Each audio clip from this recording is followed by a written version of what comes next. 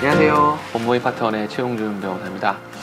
이번 시간에는 지난번에는 이 개인 회생에 대해서 얘기해 봤는데, 오늘 이 시간에는 이 개인 파산의 자격이나 이런 개인 파산 절차 개간에 대해서 한번 얘기를 해보려고 해요. 네, 변호사님. 네. 저희 사무실에 개인 회생 그리고 개인 파산의 문의가 많은데, 네. 개인 파산 누가 신청할 수 있을까요? 개인 파산 누구나 가능합니다. 사실 이 개인 파산이라는 게 변호사인 제 입장에서 어떤 면에서는 좀 쉽기도 하고 어떤 면에서는 또 상당히 어렵기도 한 제도예요. 왜냐하면 개인 회생 같은 경우는 제가 지난번에 말씀드렸다시피 가용소득이 있어야 되고, 또 가용소득을 투입해야 되고, 또는 그 가용소득 투입하는 수준이 내 재산보다 많아야 되는 어떤 청산가치 보장의 개념, 이런 어떤 기준들이 좀 명확히 있는 부분이 있어요. 부양해야 되는 가족이 몸이 안 좋거나 혹은 부양해야 되는 가족이 좀 많습니다. 그래서 소득이 있음에도 부양이 좀 힘든 상황인 거죠. 네. 이런 경우에 네. 가장 많이들 질문을 하는데, 소득이 있는데 파산을 할 수 있을까요? 예, 파산은 신청이 가능합니다. 왜냐하면 사실은 소득이 0원이어야지만 파산을 할 수 있는 건 아니에요. 이 막대한 개인 경제적 부도 상태라는 것은 내가 가령 소득을 일정 부분 번다 하더라도 얼마든지 발생할 수 있는 경우예요. 예를 들어서 내가 월 급여를 한 300만 원 정도 받는다라고 가정을 해볼게요. 그런데 내가 책임져야 되는 가족의 구성원이 상당히 많습니다.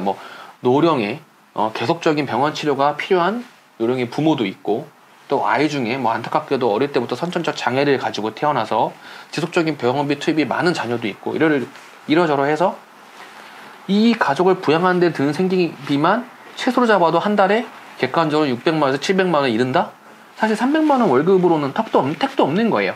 이런 경우에는 비록 내가 소득은 있지만 개인회생 절차를 통해서 갚는다는 건 사실상 불가능합니다. 그렇기 때문에 유일한 구제제도가 파산 신청일 수밖에 없는 거죠. 법원에다가는 어떤 의지를 보여주는 거죠. 나는 최대한 벌어서 갚으려고 개인회생 신청을 했고, 개인회생 신청을 했는데도 도저히 갚기 어려웠다. 그래서 부득이 파산에 이를 수밖에 없었다라는 거는 오히려 파산 신청할 때 적어도 부정적인 요인은 되지 않을 것 같습니다.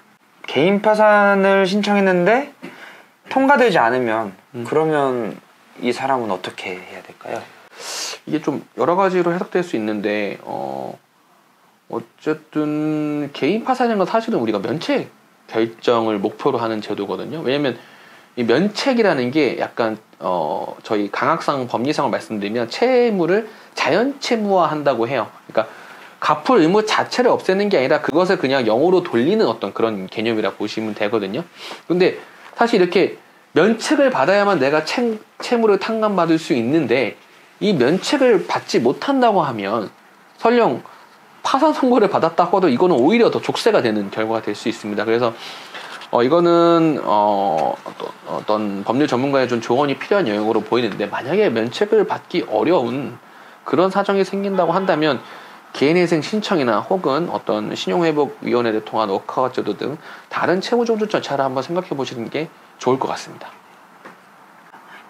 예로 자동차를 가지고 있다든지, 네. 혹은 보험을 많이 들어놔서 네. 보험 해지 환급금이 좀 있는 분들이 있다든지, 또 거주지의 보증금일 수도 있겠죠. 보증금. 네. 재산을 이렇게 가지고 있는데 파산이 네. 될까요? 그리고 그렇다라고 하면 재산을 지킬 수 있을까요?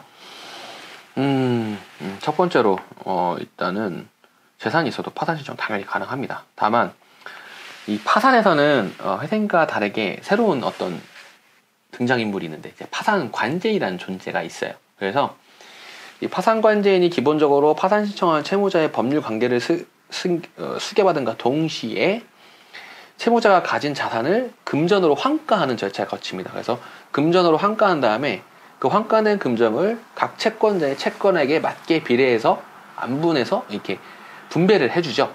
그렇기 때문에 원칙적으로 부득이한 사업자금의 투입에 의해서 정말로 그 용도에 맞게 사용했고, 이런 좀 엄격한 수준의 소명을 할 수 있다고 한다면 최근 대출이 있는 경우에도 당연히 파산 신청하고 또 무리 없이 절차 진행할 수 있을 거라고 봅니다. 네, 채무자들 분들 중에는 네. 이제 대출을 빌려서 이제 생활비를 쓸 경우도 있지만 이제 주식이라든지 그렇죠. 가상화폐 혹은 좀 더 안 좋은 도박 같은 것으로 네. 채무를 사용했을 수도 네. 있습니다. 네. 이런 분들이 파산을 신청을 했을 때 네. 문제가 없을까요? 자, 당연히 문제가 있습니다. 전에 조금 전에 말씀드린 것 같은데 우리가 개인 파산 신청하는 궁극적인 목적은 면책 결정을 받는 거에 있어요.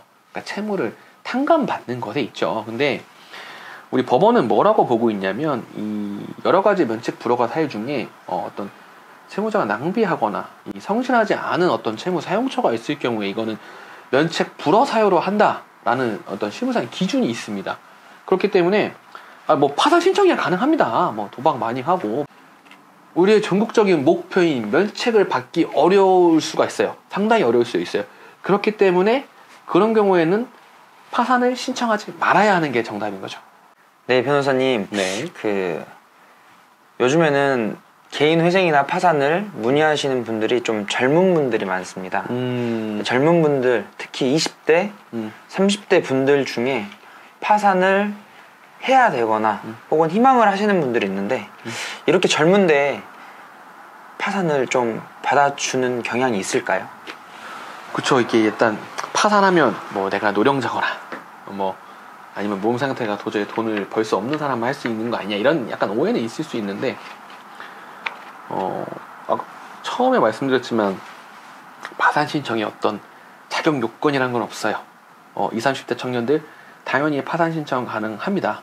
네, 가능한데 오히려 이 20, 30대 분들의 어떤 채무 발생 경위를 봐서 이것이 어떤 사행성이라거나 문제 있는 채무 발생 경위가 특별히 아니라고 한다면 사실 이게 어떤 소득 수준에 비춰볼 때 20, 30대 분들이 발생하는 소득으로 이 부도 상태를 헤어나기 어려운 경우들은 왕왕 있거든요. 그래서 오히려 역으로 서울생법원 같은 경우들은 청년들이 빨리 어떤 이런 경제적 부도 상태에서 빠져나오라고 파산 절차를 좀 권유하는 경향을 보이고 있기도 합니다. 그렇기 때문에 20, 30대 젊은 청년들이라고 해서 파산 신청이 안 되는 건 결코 아닙니다.